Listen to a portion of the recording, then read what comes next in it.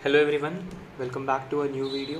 तो आज हम बात करने वाले हैं मैश एनालिसिस की, जिसमें कि हमें उस ब्रांच में ही करंट निकालना है जो करंट हमें गिवन है। जैसे ये 10 एम्पियर करंट हमें गिवन है, तो इस ब्रांच में हमें 10 एम्पियर करंट को ही निकाल के दिखाना है। जैसे यहाँ लिखा हुआ है find current in 50 ohm resistance using mesh analysis. तो मतलब वही चीज़ करना है जो चीज़ दी हुई है, पर वो हमें करके दिखाना है कि मतलब ये कैसे है। तो चलिए शुरू करते हैं। तो मैश एनालिसिस के बारे में हमें पता होना चाहिए कि मैश एनालिसिस हमारी तब एप्लीकेबल होती है जब वहाँ पे मैश एक कंप्लीट होता है, और वहाँ पे मैश अगर किसी भी दो मैश के बीच में एक करंट हमें दिखता है तो वो सुपर मैश हो जाता है। तो यहाँ पे मैश एनालिसिस भी होगा और सुपर मैश एनालिसिस भी होगा। तो सबसे पहले हम लोग सुपर मैश एनालिसिस को बनाएंगे, लेकिन उससे भी पहले हम लोग लूप्स में करंट को ले लेंगे। जैसे यहाँ पे हम I1 करंट अज्यूम कर रहे हैं, इसमें I3 करंट अज्यूम कर रहे हैं और इसमें I2 करंट अज्यूम कर रहे हैं। ठीक है, तो उसके बाद क्या करेंगे हम लोग देखेंगे कि मतलब इन तीनों में इनका डायरेक्शन क्या है। तो I2 मेरी यहाँ जा रही है इस तरीके से, I3 मेरी यूं चलते हुए ऐसे जा रही है इस तरीके से, और I ये जो 10 एम्पेयर है ऐसे आ रहा है। तो पहली इक्वेशन ये इनकमिंग आउटगोइंग, तो adding both incomings 10 plus I3 is equals to I2, ये और I2 minus I3 is equals to 10। This is my equation number 1।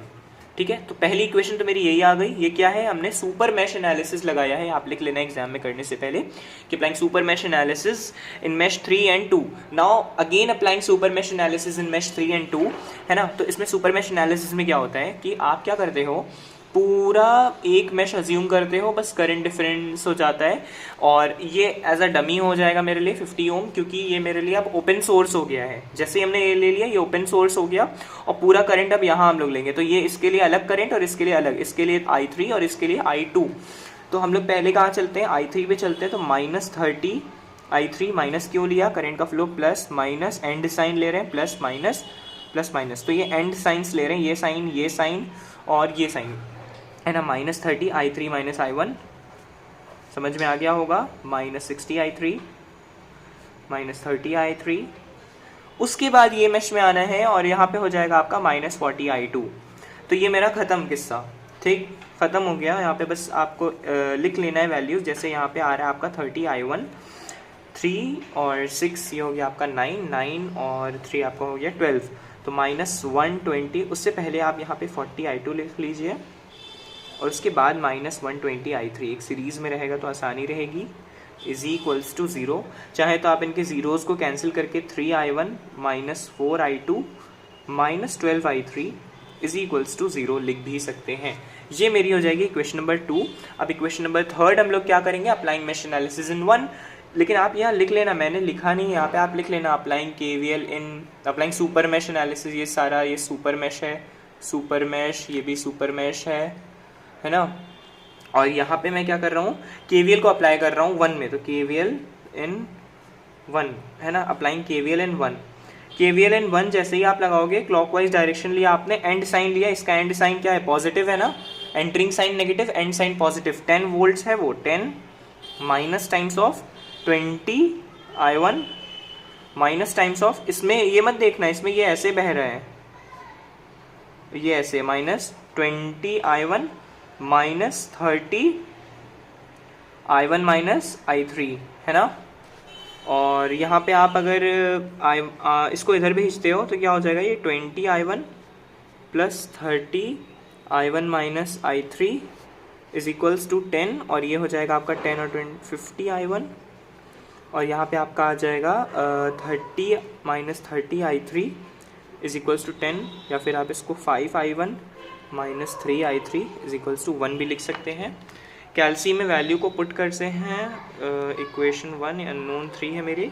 A1 मेरा 0 है, B1 मेरा 1 है, C1 मेरा -1 है, उसके बाद 10, उसके बाद ये वाला लिख लो 3 -4 -12 -12 0, उसके बाद 5 0 -3, D3 है मेरा 1, है ना। तो ये जो मेरी वैल्यू आई है वो I1 की आ रही है। मेरी blue pen I1 is equals to -1.46, I2 is equals to 7.22 and I3 is equals to -2.77। बस इतने में काम हो जाएगा मेरा। अब यहाँ से इस इक्वेशन को कंपेयर कर लेते हैं।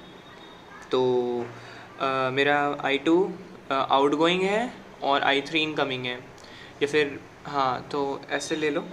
तो यहाँ से मेरा क्या हो जाएगा, I2 माइनस I3 होगा। I2 is greater and I3 is smaller, तो I2 minus I3 is equals to Faraday का जो भी है वो वैल्यू ये दिया है ना। मान लेते हैं अगर इसको x मान लेते हैं, अब इसका हमें अननोन है, इसका मेरा करंट अननोन है, तो क्या कर सकते हैं, x is equals to I2 minus I3।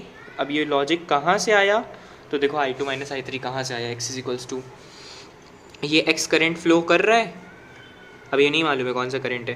तो अगर यहाँ पे x करंट है तो x में I3 ऐड होगा, क्योंकि ये भी इनकमिंग है और ये भी इनकमिंग है।